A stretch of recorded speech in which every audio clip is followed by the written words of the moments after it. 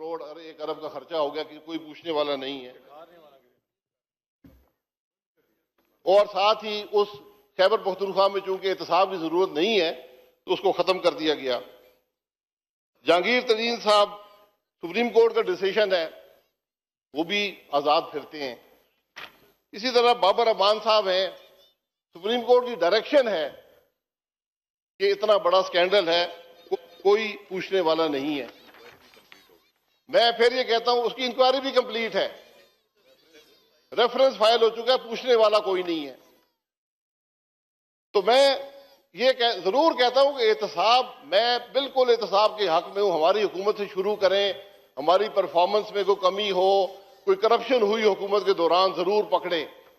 लेकिन आज जो मीडिया ट्रायल है, जो अपोजिशन को दबाने का तरीका है, ये जमहूरियत के हक में नहीं है, ये पार्लियामान के हक में नहीं है। आप कस्टोडियन है इस हाउस के, ये आप पर लाजिम है कि आप ऐसा माहौल पैदा करें।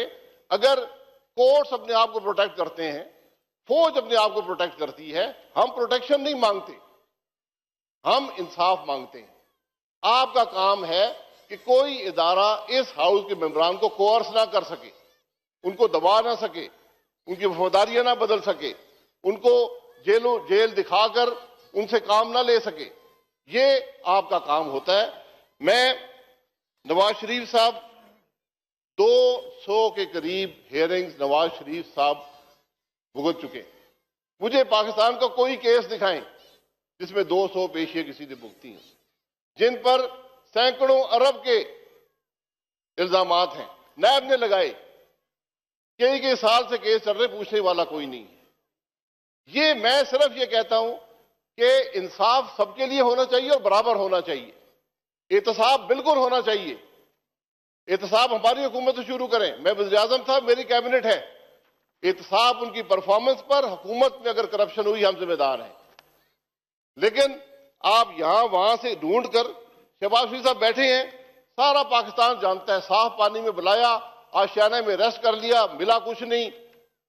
64 दिन का रिमांड कातलों का नहीं होता। स्पीकर साहब, आप लीडर ऑफ अपोजिशन का रिमांड लेते हैं, शर्म नहीं आती? पूछने वाला कोई, हुकूमत कहती है हमारा नैब से कोई ताल्लुक नहीं है। मैं इनकी बात पर यकीन कर लेता हूं, कोई ताल्लुक नहीं है।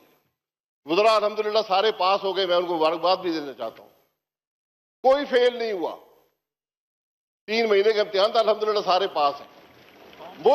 मुल्क परेशान है, मुल्क ने फेल कर दिया है। वज़ीर साहब ने पास कर दिया, 20-20 मिनट का इम्तिहान था। मुबारकबाद मैं जरूर देना चाहता हूं। लेकिन आप अगर नैब आपकी नहीं सुनती तो नैब किसकी सुनती है? उम्मीद आपकी सुनेगी।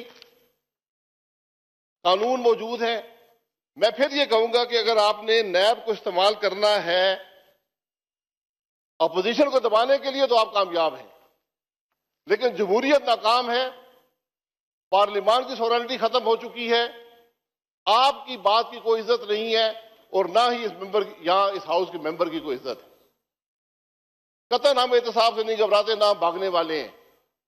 लेकिन इस किस्म के मामलात जो हैं, हमजा शहबाज शरीफ लीडर्स ऑफ अपोजिशन है पंजाब असेंबली में, ईसीएल में नाम नहीं है, लेकिन एफआई के एक अफसर रोक लेता है कि आप नहीं जा सकते। कोई पूछने वाला है? कोई कानून है मुल्क के अंदर? जुल्फी बुखारी साहब का नाम ईसीएल पे है, वजीर आजम नाम निकलवाते हैं और साथ जहाज में उठाकर उम्रे पे ले जाते हैं। कोई पूछने वाला है? सुप्रीम कोर्ट का हुक्म है कि ईसीएल का फैसला सिर्फ पार्लियामेंट काबीना कर सकती है, कोई और नहीं कर सकता। तो मैं स्पीकर साहब सिर्फ ये बात करना चाहता हूं कि इस मामले को सीरियसली लिया जाए। हमने ये मामले पहले भी भुगते हैं। मुशर्रफ जो आज हो रहा है ये कुछ भी नहीं है, मुशर्रफ ने बहुत ज्यादा इसे कर लिया, लेकिन वो एक आमिर का दौर था, एक आमरीत थी, मुल्क में जमहूरियत नहीं थी तो हमने बर्दाश्त किया। लेकिन आज क्या जवाब है? कोई जवाब देने वाला है? कोई सुनने वाला है? ये आप पर लाजिम है कि इस हाउस की सॉवरेनिटी को प्रोटेक्ट करें, इस हाउस के मेंबरों को प्रोटेक्ट करें, एहतसाब से नहीं, इंतकाम से, कोर्शन से, दबाने से, वफादारियां बदलने से, चुप बैठने से ये मामलात नहीं चलेंगे। मैं बार बार कहता हूं हमने ये सारे मामलात कई दफा देख लिए, नहीं चलते, नुकसान मुल्क का होता है।